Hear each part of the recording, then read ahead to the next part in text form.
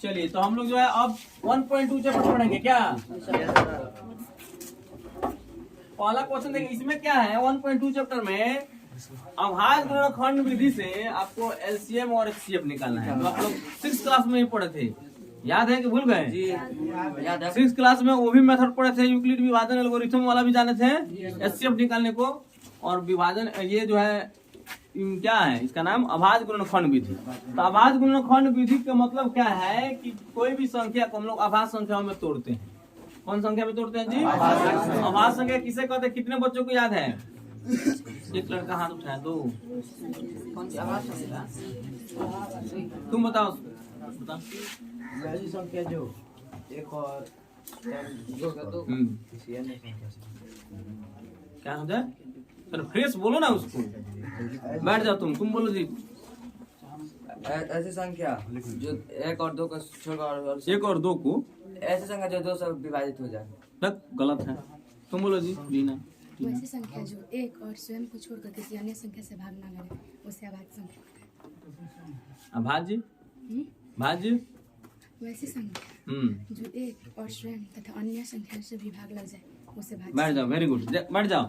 देखो ऐसी संख्या जो एक और स्वयं माने एक तो एक सबके लिए कॉमन है, ठीक ना, और स्वयं माने वही संख्या है ना, उससे अगर विभाजित, उसके अलावा किसी अन्य संख्या से विभाजित न हो, उसके अलावा माने एक और स्वयं को छोड़कर किसी अन्य संख्या से विभाजित न हो तो उसे कहते हैं अभाज्य संख्या। क्या कहते हैं जी? अगर विभाजित हो जाए एक और स्वयं को छोड़कर किसी अन्य संख्या में, जैसे 9 है तो 9 है तो एक से भी कटेगा, माने एक से भी कटेगा और 9 से भी कटेगा, इसके साथ साथ 3 से भी कटेगा, नहीं कटेगा, लेकिन वही 7 है। क्या है जी? 7। तो यहाँ 1 से कट जाएगा, 7 से कट जाएगा, किसी अन्य संख्या से विभाजित होगा ही नहीं। इसके बारे में आप क्या कहेंगे? इसके बारे में क्या कहेंगे? क्लियर। लेकिन देखो सम विषम कितना टका कंफ्यूजन होता है कि 2 से जो कट जाए उसे भाज्य अभाज्य कहते हैं। गलत। वो सम और विषम के लिए कॉन्सेप्ट है। 2 से विभाजन करना और उस पर डिफिनेशन देना, वह सम संख्या और विषम संख्या का डिफिनेशन उस आधार पर दिया जाता है, 2 से डिवाइड करके। समझे कि नहीं समझे? लेकिन जब भी बात आ जाए भाज्य और अभाज्य का,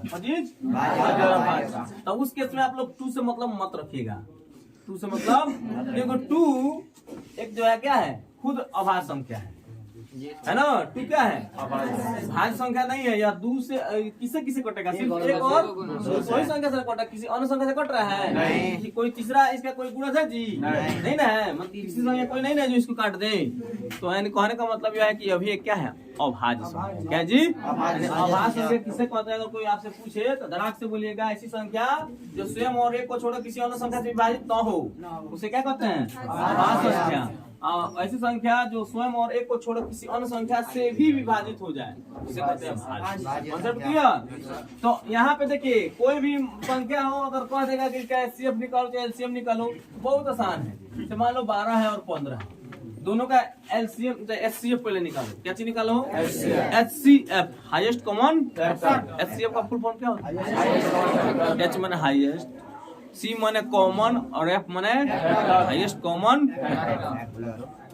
तो यानी महत्तम समापवर्तक, हिंदी में क्या कहते हैं? महत्तम समापवर्तक। सुनिए तो इसका अभाज्य गुणनखंड कैसे करते हैं आप लोग बहुत पहले से पढ़े होंगे।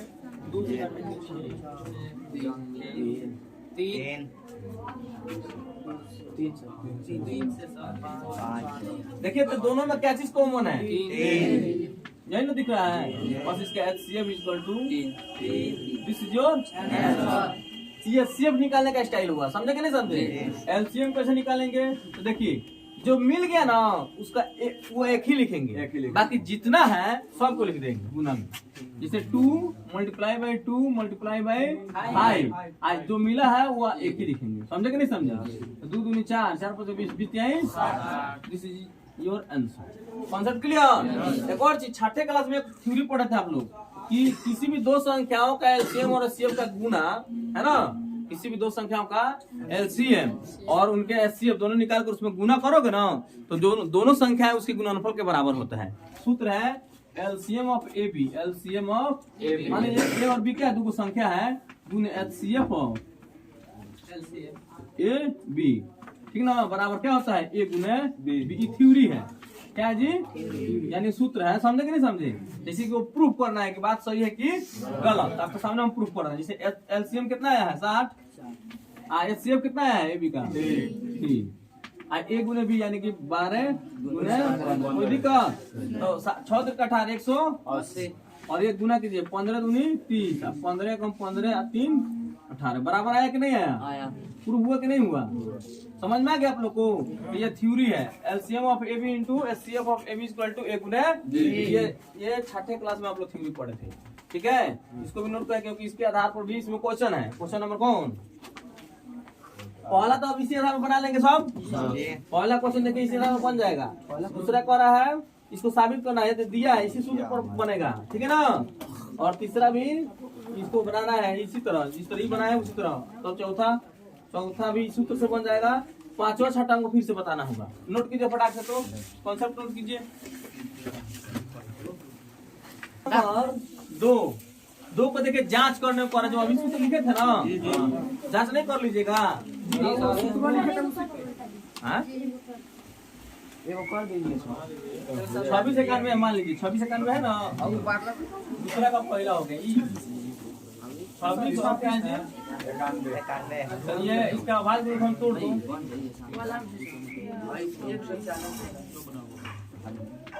एचसीएफ कितना हो गया, एलसीएम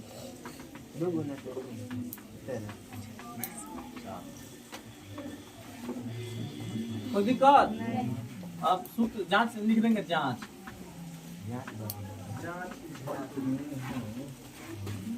एलसीएम एबी गुने एचसीएफ लिख, चूंकि एलसीएम एबी गुने एचसीएफ और तो ए गुने बी, इसलिए एलसीएम एबी कितना है जी 182 में आया पगला।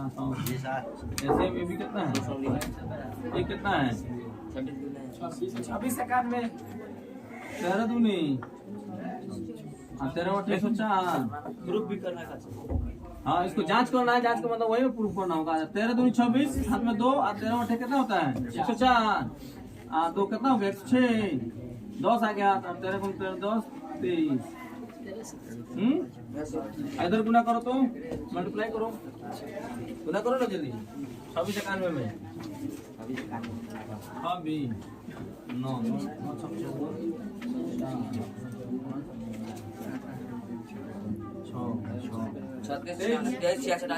इधर भी आएगा, गुना करके देख लो जी आया कि नहीं आया। तो जांच नहीं हो गया, हो गया बन गया क्वेश्चन। इस पर जांच कर लेना है। दोनों तरफ अगर इक्वल नहीं है तो तब ना जांच गलत है, समझे नहीं समझे।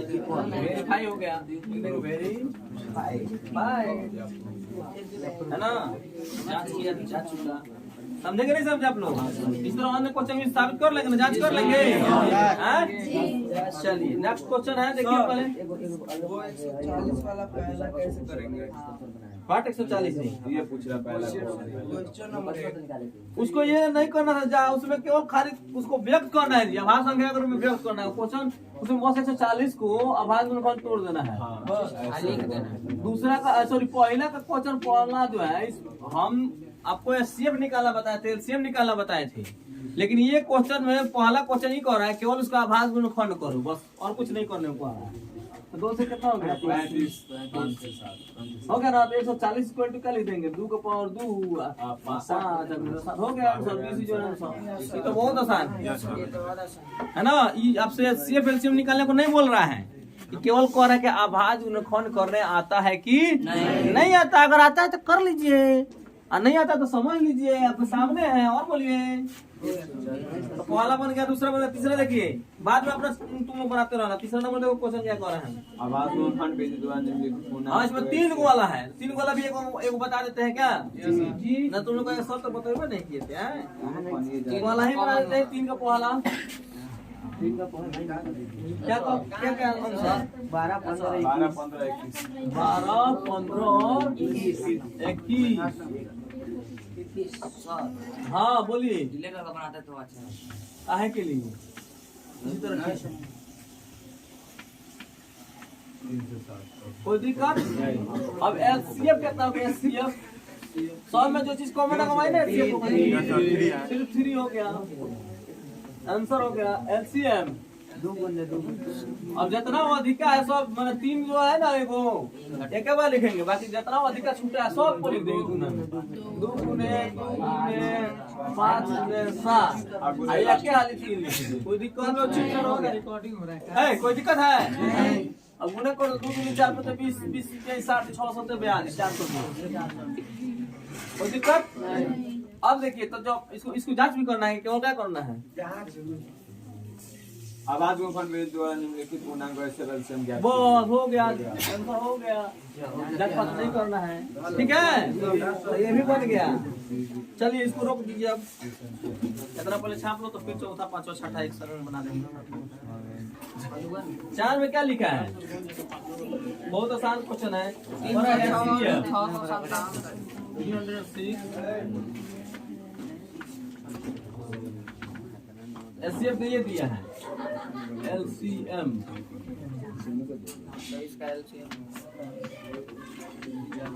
यही ना पूछा गया है जी। तो अभी तो सूत्र में लिखे थे। चूंकि एलसीएफ ऑफ गुने एलसीएम अभी सूत्र लिखा था ये। तो इसी सूत्र पर ना बनेगा बराबर a गुने b। तो यहाँ पे 1 जब 306 है और 657 है कि नहीं है? इसका मतलब दिया है ना, कितना दिया है? 9 दे दिया। इसको हटा देंगे, इसको 9 लिख देंगे। ये ना पूछा गया आपसे। कौन बॉस कर रहे बोर्ड पर देखो सब। अब 9 से काट दो। 9 7 63 2 हो गया। मल्टीप्लाई कर में आंसर हो गया। आंसर नहीं आ गया आप लोगों को? समझ में आया सबको जी? 73 से 306 में गुना करो, कितना आएगा? देखो 3 का गुना 3 से 18 9 7 से 7 42। हाँ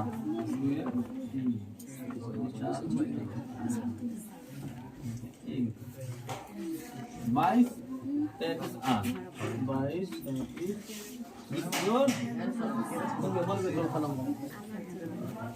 देखिए 5वां नंबर समझने वाला चीज है, ठीक ना? तो इसको क्या करिएगा, नोट कीजिएगा। 5वां समझा दे, इसी पे समझा देते हैं। 5वां नंबर 5वां नंबर कर रहा है कि जांच कीजिए कि किसी प्राकृतिक संख्या n के लिए 6n 0 पर समाप्त होता है या नहीं। देखिए 0 पर समाप्त होने के लिए कुछ शर्त है। 0 पर समाप्त कब होती है? कोई अगर आपसे पूछे कौन सी संख्या गुणनफल करोगे, मैंने गुना करोगे तो 0 पर समाप्त होगा। कितने बच्चों को पता है? बताया आप लोगों को? नहीं पता है? सुन लीजिए ध्यान से। किसी भी सम संख्या में 5 से गुना करोगे ना, तो निश्चित रूप से उसकी इकाई का स्थान में 0 आ जाएगा। गुना करके देख लो। सम संख्या समझते हैं ना, जो 2 से पूरा कट जाता है। जैसे 2 हो गया, 4 हो गया, 6 हो गया, 8 हो गया, 10 हो गया, 12 हो गया, 14 हो गया, 16 हो गया, 18 हो गया, 20 इस तरह का। मैंने आपका जो है कोई भी संख्या देख लो, कोई भी सम संख्या में 5 से गुना करो, देखो 0 आ रहा है कि नहीं इकाई का स्थान पे? आ रहा है। देखो ना, दिमाग दौड़ाओ ना पगला सब। 12 5 6 0 है कि नहीं है? इकाई का स्थान में 0 है। यानी किसी भी सम संख्या, नियम है, आपको याद रखना पड़ेगा। इसी नियम का इसमें प्रयोग करेंगे 6वां नंबर क्वेश्चन, कौन नंबर 5वां नंबर क्वेश्चन बनाने में, है ना जी? आप लोग ये कॉन्सेप्ट जान गए ना? इकाई के साथ में शून्य कब आता है जी? किसी भी संख्या में संख्या के साथ 5 का गुणा 5 का गुना हो, यही ना जी? तो अब देखिए, तो यहाँ पे पावर क्या, यहाँ पे क्या दिया है, ठीक ना? तो यहाँ पे हमने देंगे 3 गुना 2 पावर कुछ भी पावर n के जगह पर कोई प्राकृतिक संख्या, प्राकृतिक संख्या 1 2 3 4 5 6 7 उससे कोई फर्क नहीं। मान लो 1 रखते हो तो 6 में बचेगा।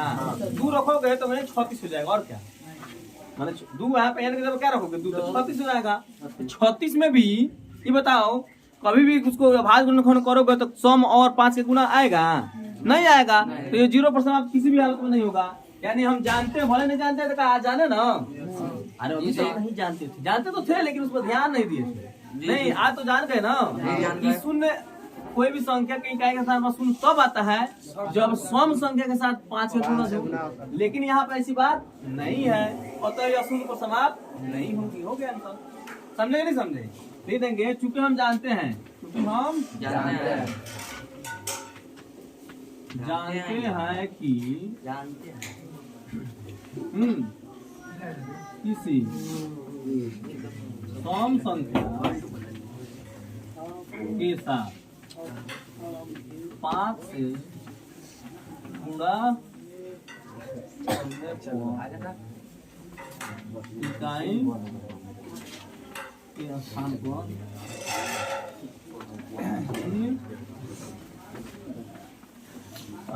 आता है ना जी। चूंकि यहाँ ऐसी बात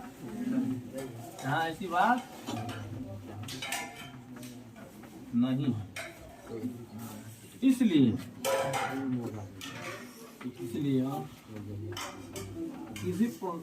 किसी प्राकृतिक संख्या